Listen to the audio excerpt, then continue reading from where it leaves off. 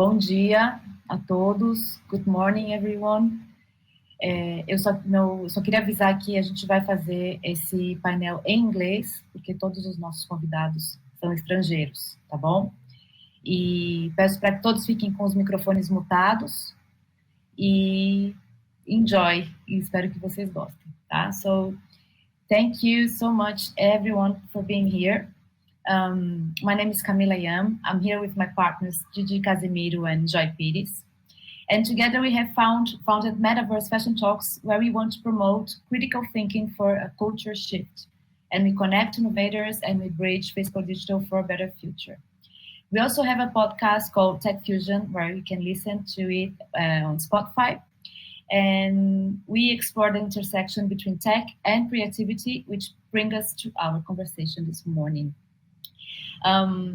In today's dynamic and ever-evolving landscape of the creative economy, a huge transformation is taking place. So it's a world where traditional boundaries are fading and where humans and machines, the tangible and the virtual, coexist in new ways.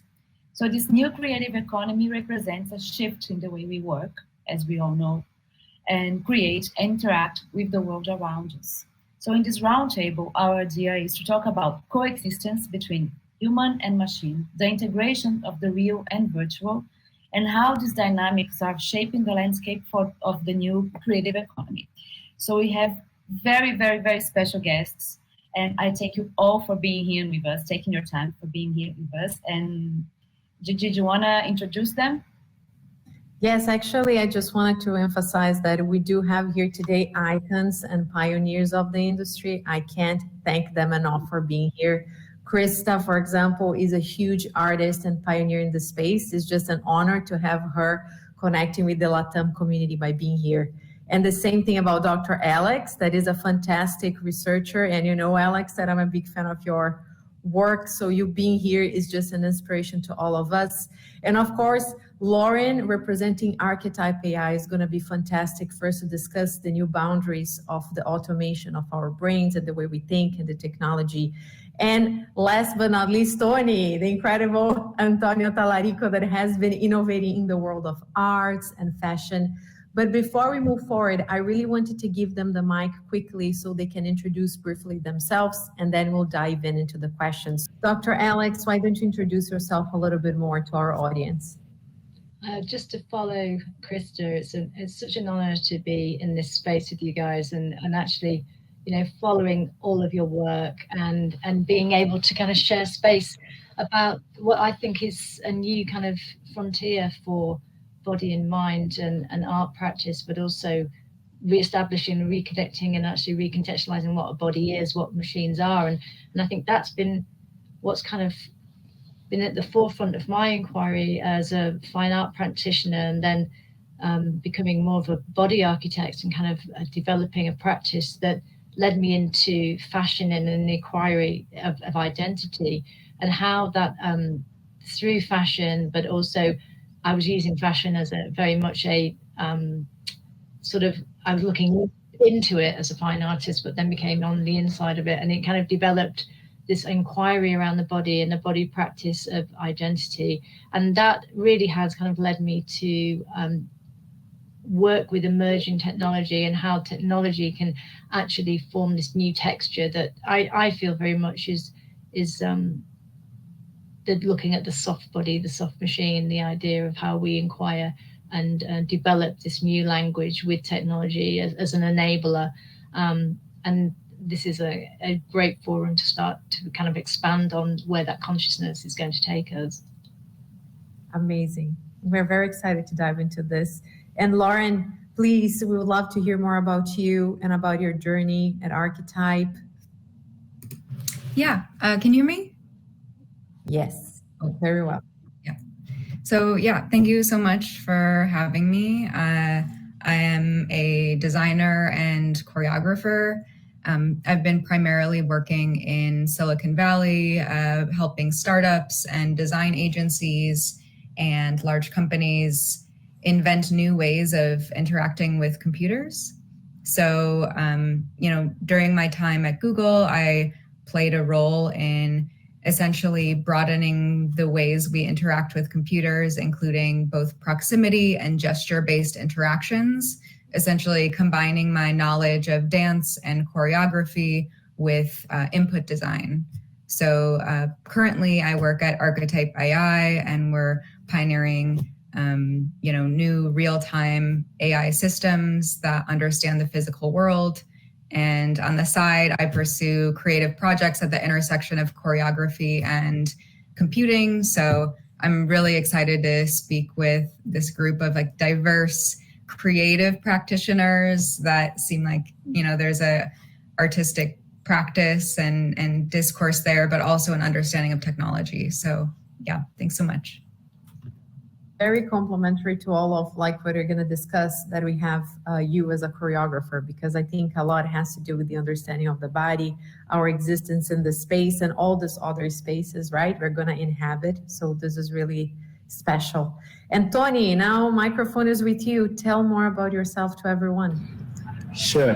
Thank you, Gigi, for the invite. Indeed, a complete honor to be in this stage. I feel so almost starstruck a little bit by a few here. My background is in, I would say, art specifically. I more or less worked in every field of art: photography, music, video. Then sort of zoomed in a little bit more into digital art. I was a producer for the first Dutch immersive digital art museum here in the Netherlands, and then from there kind of fell into the rabbit hole of digital and was working into kind of like taking interoperability in Metaverse and looking into like 3D per se, and how can we have environments in multiple spaces. And at the same time, just after that, I started working for a motion capture studio, and most recently I just started this hologram catwalk, as you were saying, Gigi, and brought it into Amsterdam Fashion Week, which was an exciting time to bring digital to traditional fashion. And yeah, again, honored, and we'd love to speak more about all of those topics in this panel. Amazing. Thank you, Tony. So Camila, I think now I'll give you the mic and then we can start with our questions. We have plenty to go through, and I think the audience is excited to listen more. Yes, I just wanted to say that this is like a conversation, but it's going to end up being like a masterclass for all of us, because you're so amazing. Thank you again. Well, we'll start with a general question. So everyone who feels, feel free to answer on your own time. So let's start diving into our discussion, opening our discussion with the name of this roundtable, which is Artificialities, Coexistence in a New Creative Economy. So what are for you all the biggest challenges we face in human and non-human coexisting in the context of the current technology? Like we've seen and we've heard and many things. People seem to be really confused or even scared or anxious about the current technology. So what are your topics on it? Shall we start maybe with Krista? I think Krista has some points, and I think somebody has the mic really on. Joyce, você está com o microfone mutado?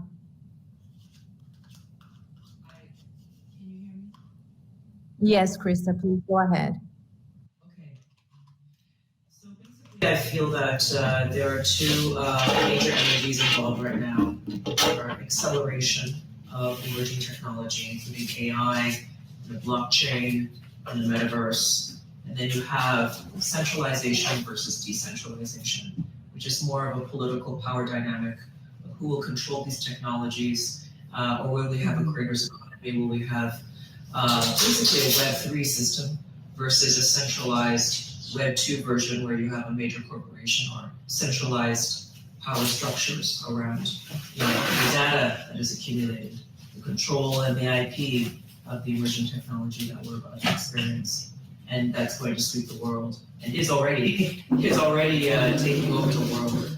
So I believe that right now the major thing is awareness in the general public. of how you have AI and blockchain, which are going to be inextricably linked, and we are going to basically enter a new era whereby, you know, AI is basically going to become the future. It's going to be an extension of our brains, our collective consciousness, and our capabilities are going to be enhanced. There's of course the risk that AI can pose a very big threat. The insurgency of our likeness, our identity, our IP. There are all kinds of risks with these technologies that are unlike any other that we have ever experienced in human history. So this is definitely a new era where the past systems and the past way of doing things will never apply. We have to be very, very open to using new technology like blockchain to protect us against AI, because it is cryptography that can authenticate a layer of truth and authenticity in a world where everything we see will be fake until verified in the blockchain, including our identities. So at the core of this, what my concern is digital identity in the blockchain to basically protect our identity and the truth. So if I'm speaking, or if I'm creating an asset, or if I'm even in an interview, I can use my biodata, such as my heartbeat, as a signature on the blockchain to authenticate that that is my likeness, that I authorize, and that is my IP, that is from Krista Kim, that is my face, that is my voice, that is my message. Verification is important, and if we don't have that, we will spiral out of control, because we won't know what is real versus what is fake, and the public can be fooled into doing dangerous things. And then, of course, who's going to control that? Who's going to control that capability? Decentralization is key. What people have to understand is you cannot have a company like OpenAI own all of the data and own all of those, centralize all of the power structures around, the capability of identifying, using identification in the blockchain by creating a token called the world coin. I don't think that structure is going to work. I think we have to have sort of like, how we have democracy, how we have a civic society. I think that governments and architecture should be interlinked, and it shouldn't be a private company that takes over the structure of our digital identity. It has to be decentralized and self-custody. So my data, I control, nobody else. So that's very key. Incredible, incredibly said. Well, Dr. Alex, would you like to share your thoughts on that?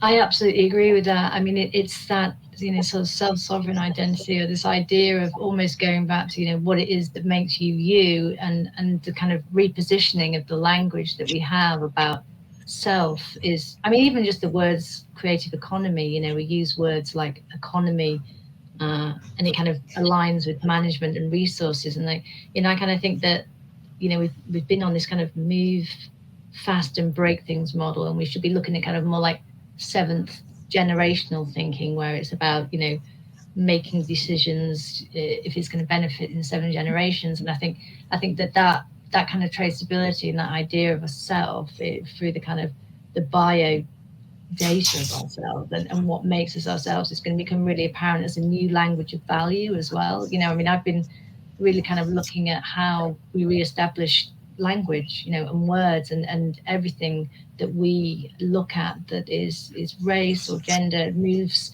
and adapts, and we get a new panoply of definitions. And I think we're still using this very clunky language to kind of describe the future, and it's all based in a kind of nostalgic dystopian sci-fi idea of the future. So and I mean, I will go into this with my kind of take on the body and aesthetics, but it is all based in this nostalgia for the future. And I think that what Krista is saying as well is in a way becoming more akin with a kind of folk idea, and more of the idea of self and identification and the value of self that is more based in something very ancient, And it's almost like the new idea of how to actually sustain and having a autonomous idea of body and self is going to be through something as simple as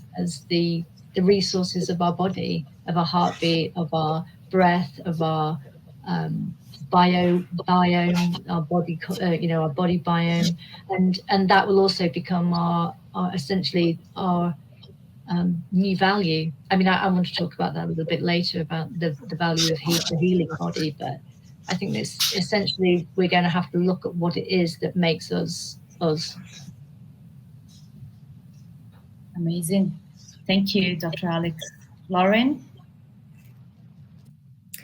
Yeah, I love what was said. I think kind of what Krista was saying about trust and verification, especially when there's a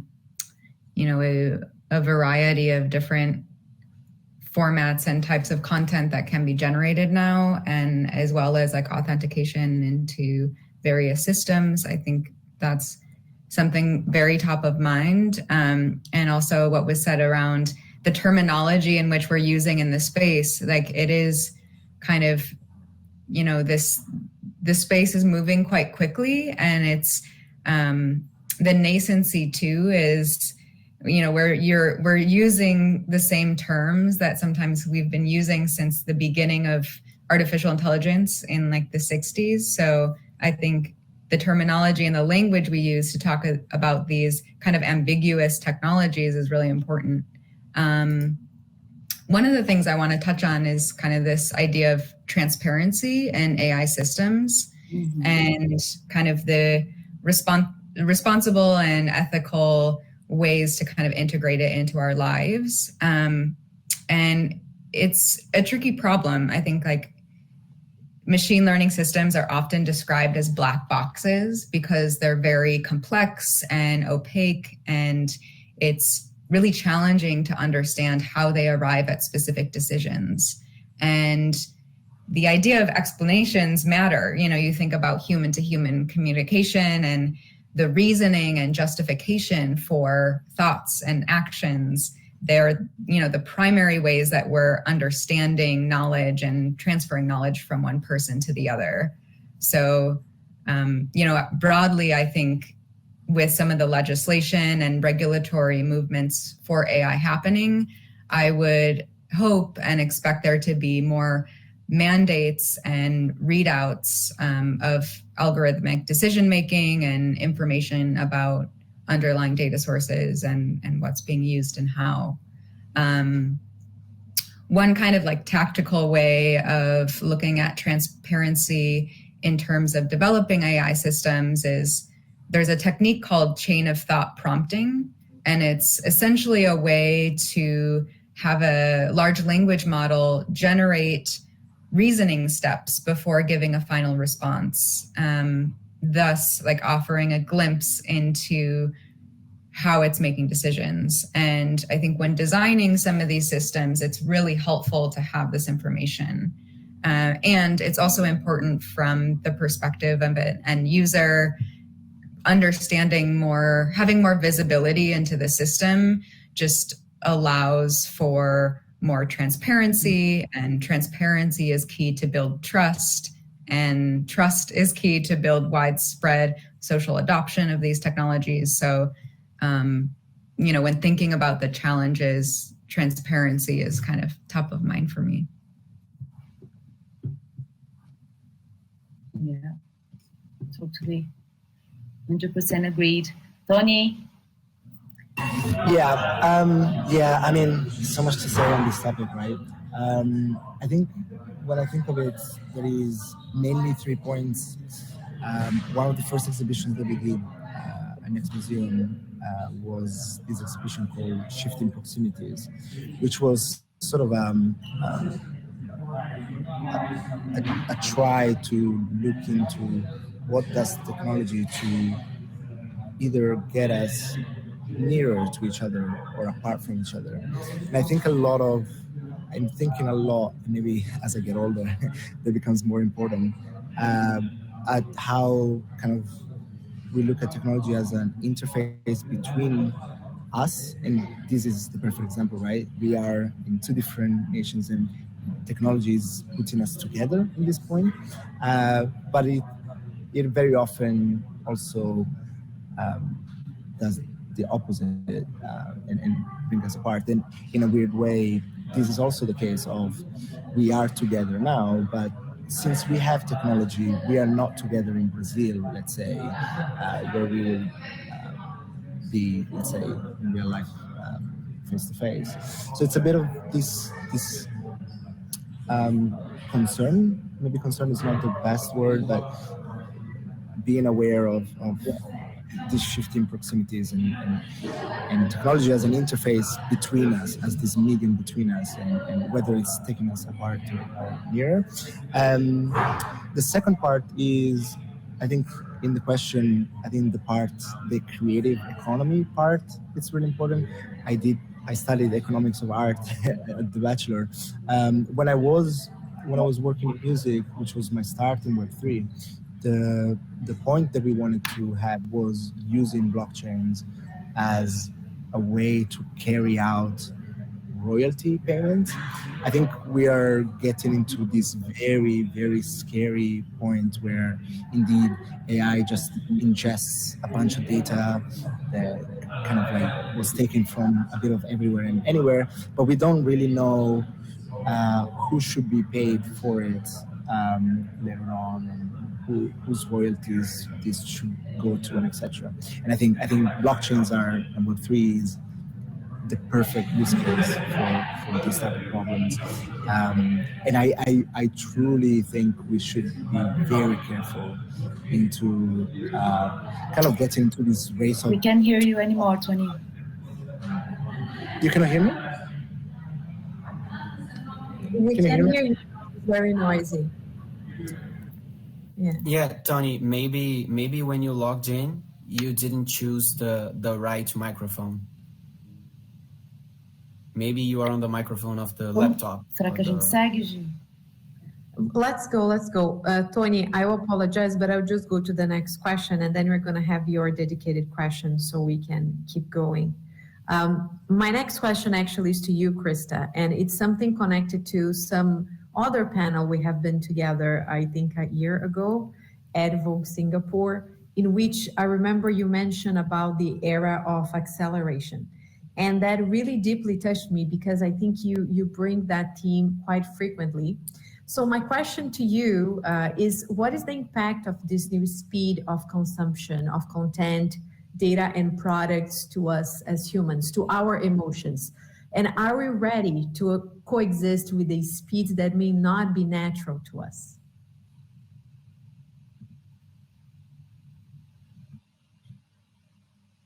I think you are muted. I'm sorry. Now we hear you.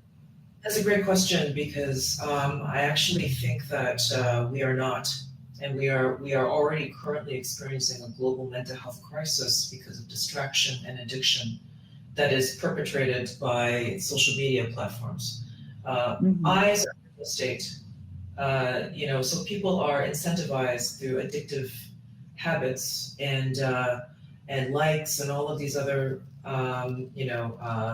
designed components to make us addicted to the technology. And we have constant distraction. I grew up in the 80s. I'm a Gen X. And so I grew up without technology. I know what it's like to lie in the grass and stare at the sky, at the clouds. That used to be a pastime of human beings before technology was introduced. And now children, you'll never see a child lying in the grass staring at the clouds, trying to find shapes in the clouds. Because they're always distracted on a device. And they're incentivized to do so. It has become normalized in our society, it's become part of a culture. But it is very parasitic and it's not healthy for our brains. And we're not naturally built for this. The human condition has not changed since we're hunters and gatherers. We're used to focusing on one thing and getting it. And that is how we're born. That's how we are born. That's how brains are structured. So now our brains are changing, and this is a whole new era where the technology is now informing our brain structure, whereas it used to be the environment. So when you're asking me about accelerated technology, meditation will save us from the machine, and art will save us from ourselves. Meditation, the ancient practice of shutting down all of the sensory data that we have, the data overload, going deep into ourselves with a spiritual connection as well. We are very spiritual beings. To have that practice every day, a mindfulness practice every day, will save us as a civilization. Because right now, you can see that there is a global mental health crisis. And that's where we, as human beings, each and every person, not only has to think of themselves as a sovereign person, a sovereign individual, take responsibility for their sovereignty, but the mental health, their own health, the mental health, the physical health, all of this has to be something that we do ourselves. Every one of us has to be a biohacker in order to basically survive in the age of acceleration. With the acceleration of technology, we must accelerate human potential. Every person has to be, not depending on the state, not depending on systems to make them healthier, not depending on the medical system. Rely on yourself. Wow. Oh, wow. Yeah, and I think that that's so on point, because I think now the biohacking community is getting stronger and stronger. We see that movement happening, and people are trying to reconnect. And I would say, Krista, that especially I think here in Brazil, in the sense that there is a huge Brazilian community in this panel today watching, there is a lot of incredible digital artists that have been working with, old, ancient, indigenous practices within the arts. And I think a lot is key in that. I know a lot of professors who went to Amazon and they really did deep research into understanding what we don't see, but we can feel. And I think that's definitely our cue to the acceleration. Amazing. Thank you. Ancient. Yeah. Exactly. Right. Totally. Our next question goes to Dr. Alex. I wanted to ask you about, the core of your research, which is beauty and identity, and how these identities are transforming in an era where transhumanism is becoming a stronger concept. And can you please explain also for the audience what it is the concept of transhumanism, please?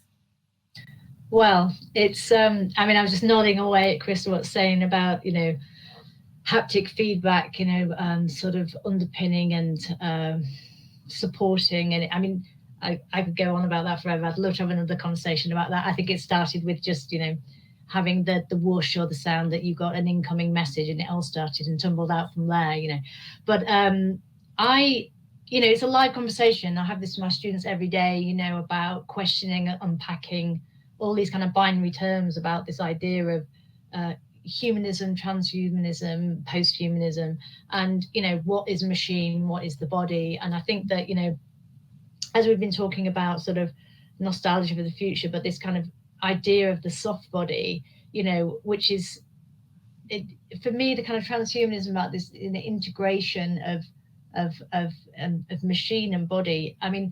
I really am more interested and more questioning about what the idea of a machine is, or a body, and the kind of, the soft machine, as I keep coming back to, this idea of the idea of the machine being seawater, being biomimicry, being a sort of hopefully taking, as you said, more about from nature, but more of the biomimicry and the sort of synergy of harmonizing what is already a part of who we are and what we are. And, from the Fibonacci sequence to the organism of self, is we live so much in this idea of the future being this kind of hard and shiny interface, when actually what we desperately need to do is reestablish what machines are, and I think that the soft body and the biomimicry idea of the of adapting and adaptogens, and what I'm talking about there is the we're on I think on the edge of this massive consciousness awakening. There's so many people microdosing, there's so many people using adaptogens, there's so many people absolutely kind of healing themselves without necessarily the ancient knowledge of how to heal themselves, but with the props of healing from nature. But excuse me, but the but what's happened? Oh, I have to just decline that. What's happening there is that there's a conscious awakening, and as Krista was saying about the meditation, there's a desire that we know we're accelerating. We know that this is coming, it's already here. But what we want to do is actually be able to kind of move forward with this idea of enabling quantum superpositions of cells, because we've got all these multiple cells that we're kind of integrating, but it's how to actually align those with our conscious awakening and actually cerebral awakening of knowing that, I feel like it comes back to COVID. We had this kind of time was eradicated, and it wasn't a linear binary thing anymore, and there was a trauma felt, conscious trauma globally, and that opened a crack in our consciousness. I think now we are stuffing it full of stuff and experience, but actually we can't ignore that happened, and that shift in time, what we are as a collective community body, what our body is, and where we're going. And I think that because of that, the next generation are using things like hallucinogenics and ancient practices to actually explore the body as a collective consciousness body. And I think that for me, the idea of identity is, marrying aesthetically and cerebrally what those things look like to move forward, and even in positions like we're creating now, this kind of shifting, removing the body almost to come back to the body. And I think that I'm very interested in that with AI, because I sort of was thinking about this with deep learning and, having these kind of autonomous selves that you're almost like the mother, the queen bee, and you have a kind of hive identity that is autonomous versions of yourself living parallel existences with AI, and kind of almost reporting back to you about the sliding door possibility of selves. Yes, kind of autonomous versions that you would, but yeah, I think that I've gone off on a tangent there, but I'm really interested in, I don't necessarily feel very aligned with even the kind of binary idea of what transhumanism is. And this is what I'm kind of pushing at really, and looking when we were talking about the questions, like it all comes down to this idea of what we've been told the future is, and what we don't have to accept, and what we kind of have to question as a collective consciousness. And I think that's happening already with a whole generation that are feeling rather than believing, and it's how they align that new cracking consciousness, I think. That's wonderful. Yeah, and I think we don't really have a consensus. I agree in what is transhumanism, and then there is this whole concept of what is going to be our bodies. Camila knows that I stretch on the discussion of cyborgs all the time, and also to understand the limits, right, of our bodies and technology. So we have to see, and I would love to actually bring a question that it's not necessarily about the body, but in some way it is to actually you, Tony.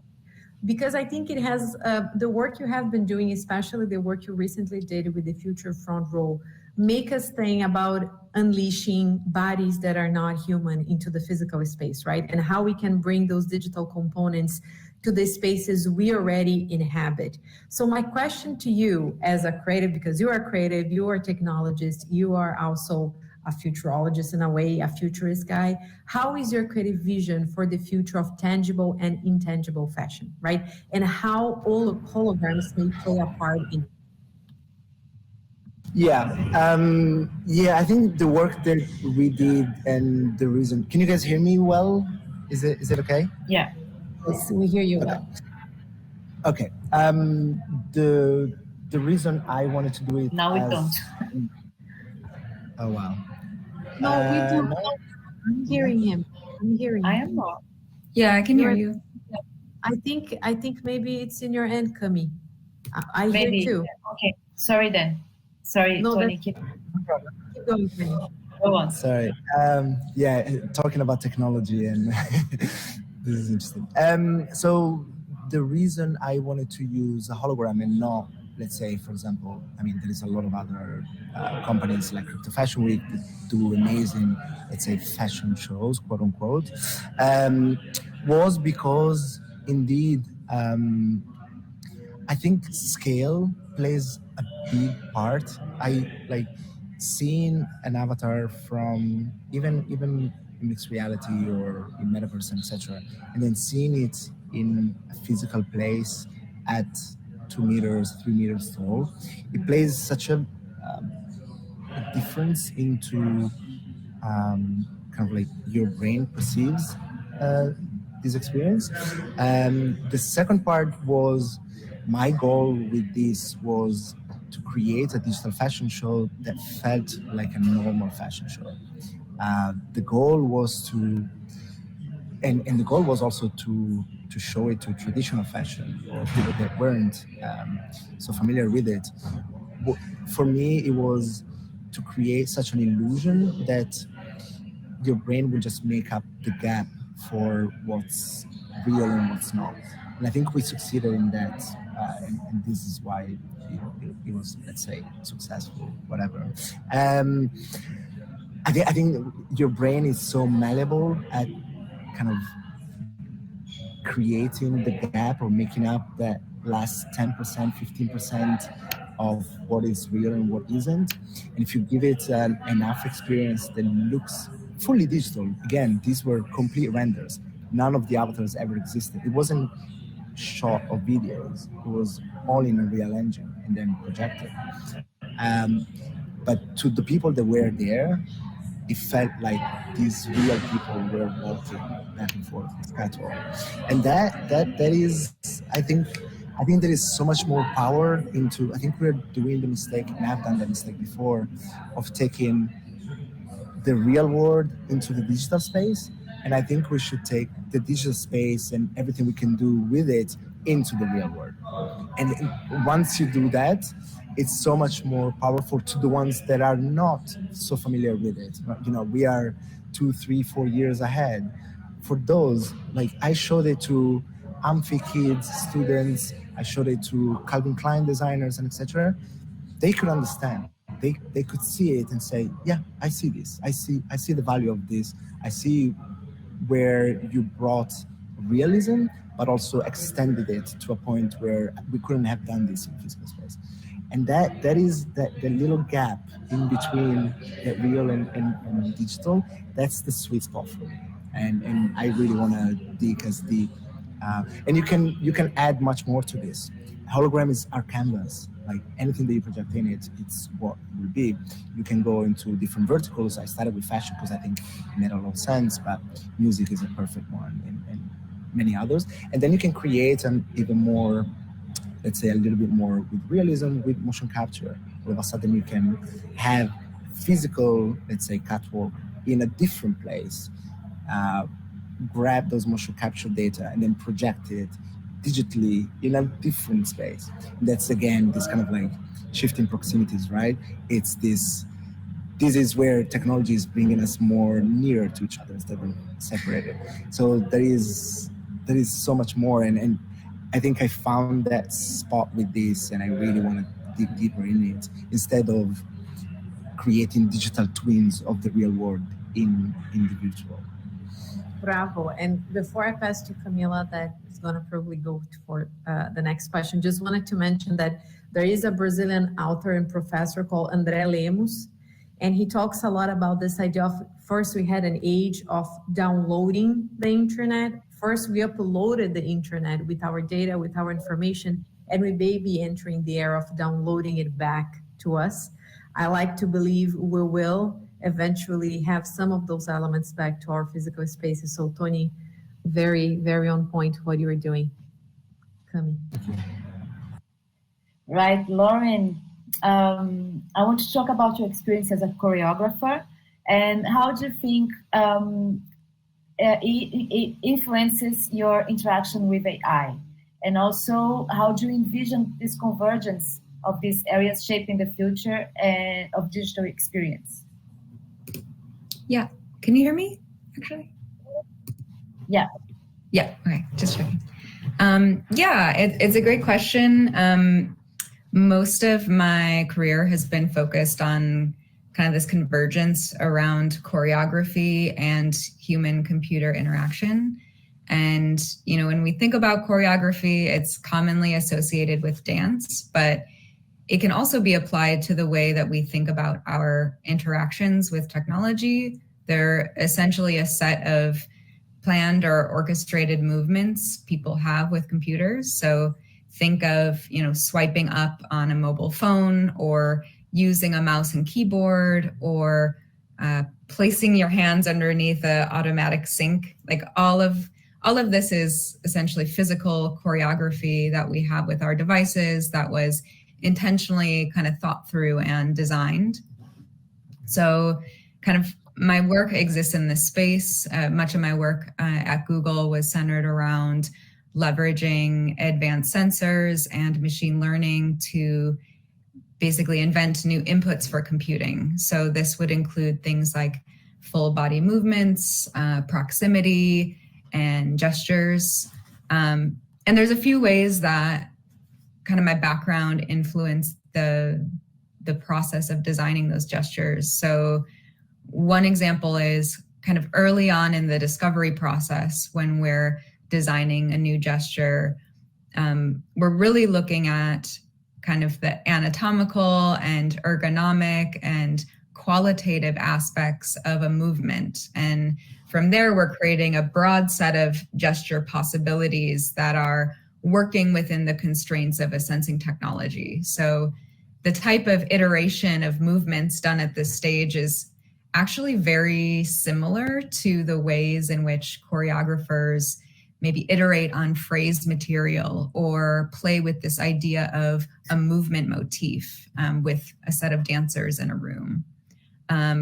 Additionally, once these gesture recognition algorithms are developed, we basically have to teach users and people how to use these gestures. So, such as the swipe up on a phone, we had to kind of go through a process of learning and adopting those gestures into our lexicon. So to do this, we leveraged a lot of techniques from dance movement pedagogy, such as leveraging concepts of metaphor or repetition. And all of these things are devices that dancers use to master movement.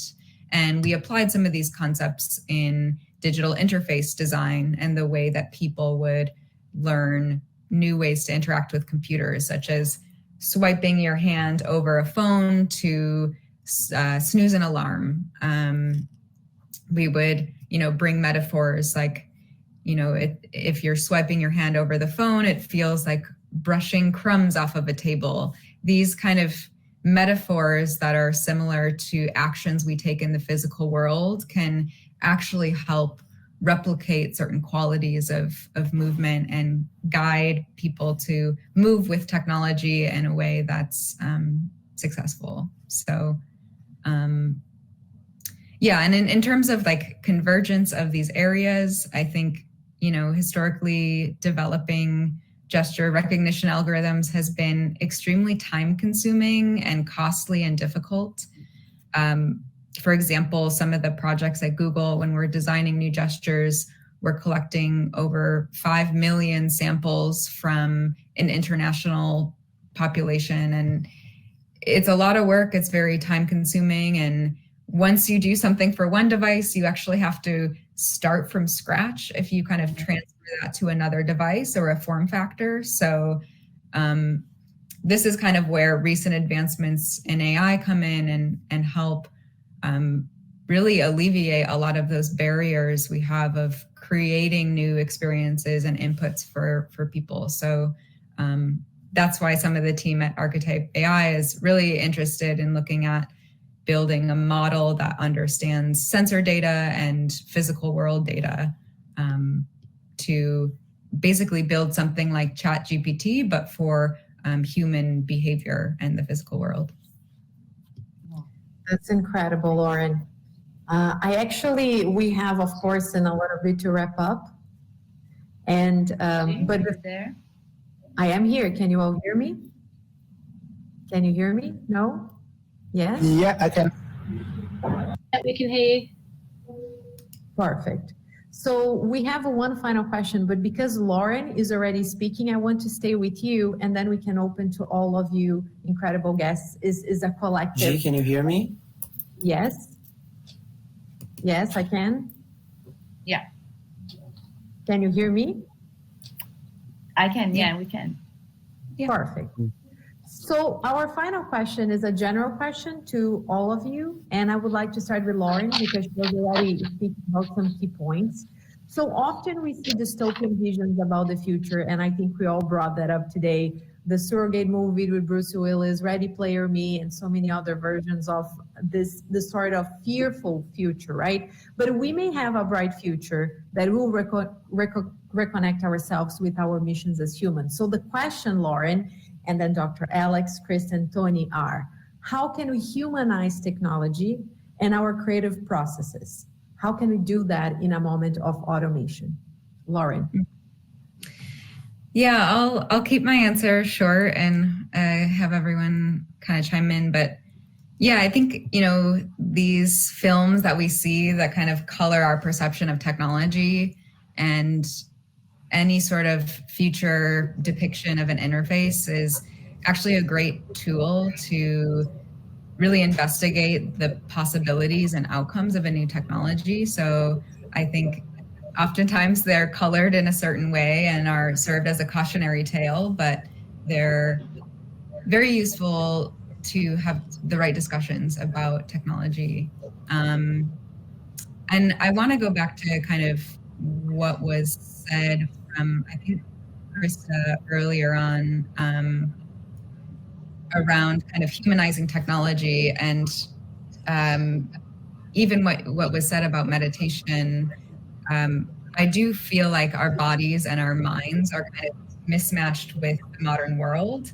And I feel like the immediacy of these technologies sets a new bar in terms of how we should absorb and synthesize and disseminate information. So I think ultimately we need to tread this delicate path of balancing the benefits of what AI systems provide, but also tap back into our fundamental need for authentic human connection, both with ourselves and with other people, that doesn't necessarily rely on digital mediation. I think ultimately it's like finding a balance between those two things. Excellent, amazing. I think we can give it back to Krista because she mentioned meditation.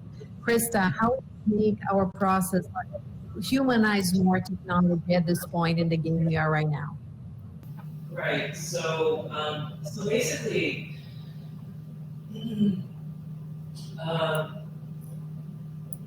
I think basically that if we're going to create a better future, we basically just have to allow people to have the freedom to create. I believe that it's art and humanities at the intersection of technology and how we can create beauty in the world through that collaboration that will create a better world. Because if we leave the future of the systems and the aesthetic, just the aesthetics and the systems to corporations and to technocrats, then we will delve into a future dystopia. So what we need is for everyone, no matter what creative endeavor, something that you believe in, which is a mission of yours, that you're passionate about, to bring about positive change in the world, and collaborate. Because we cannot live in our silos anymore. We need integration, communication, and collaboration. So if you are someone who's interested in even crocheting or any endeavor, doesn't matter what it is, find ways for technology to enhance your passion and to bring beauty into the world and community. And that's what's going to help us counteract the corporate agenda. Because the corporate agenda is all about amassing power and control. And that, you know where that's going to lead. It's already taken us to a very bad place right now. So we have the power to make the world better. Each other. Completely agree. It's the gospels from Krista. Yeah. Totally, absolutely agree with that. Dr. Alex, what is your take on this? Well, I just completely agree, because there's such a divinity in labor. Everything is accelerating and removing the sort of creative process, and the so much. When I say the divinity of labor, it's just the creative process and the creative tools have to be made by people that touch material, because the empathetic sort of practice of creating is, the material has a spirituality, process it has a divinity, and unless you're actually going to be the creators of software that enable that kind of transition of desire and quest and value, it needs to be the people that are doing that in the real time to actually create the software to be able to enable people to connect with what that divine poetry of material and spirituality is, and the practice of actually creating. And because that comes from a place of purity and a translation of actually why we make things and what we do with those things and how we connect. And if you just commodify the space of fashion and augmentation and virtual reality, and it's just another layer of selling you stuff, that's where we're going to just break apart. That's the problem. That's the anxiety I feel. It's the disharmony between wanting to translate, communicate, and have this kind of value in labor of making something, and this quick fix and this commodification level and layer. And I just think that it has to be the artist making the tools to create art, not the corporations, and also not the three tech companies that are selling you a future that isn't necessarily the one that you want, desire, or need. Incredible. Absolutely true. Thank you. Tony, you will finish the whole talk. Yeah, very difficult to add to all of this. I think amazing points have been made. I think the only thing that I would say, and probably focusing a little bit more on the dystopian part, which is the beginning of the question instead of the ending. It's a very tough one. I think looking at even art history, we've had this fear of technology and dystopian fears from a long time, to be honest. And I think at every cycle we've had this complete fear of, oh my God, dystopian technology is taking over everything, etc. And we've overcome. That doesn't mean that I'm optimistic per se. I am cautiously optimistic. I think all of us are. We are excited at the same time. We know what the repercussion can be. I think we are entering this sort of warp speed. The internet was a 20, 30 year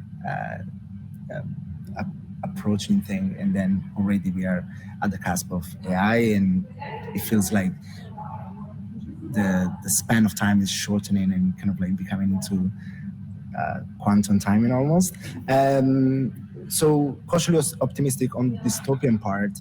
I think we will, again, maybe iterate on a little bit of the point that I've made already, is augment, don't replace, focusing on creating technology that augments human capabilities rather than replacing them, strive to enhance human potential, creativity, productivity, exploring the concept of human augmented intelligence, where technology assists human rather than replacing them entirely. And then again, also reiterating also what Krista says, fostering empathy.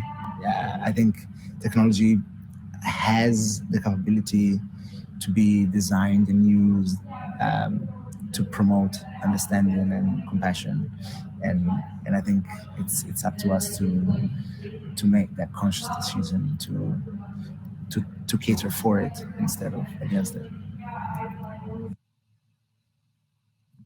Amazing, Tony. Cami, I think we can close the space. I'll give it to you back so we can make the closure.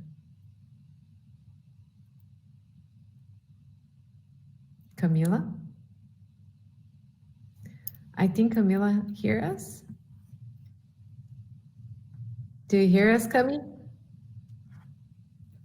No? I can hear you now, sorry. Okay. So you can make the closure. I was just asking you to make the closure. Well, I think, I'm in awe with everything I've heard here. I've learned so much. So I just want to thank you. Thank BRIFW and Wired to inviting us, to giving us this space and time on your schedule that for us to reunite with these incredible professionals. I feel very safe with a future being built by people like you, so this is exactly what we need.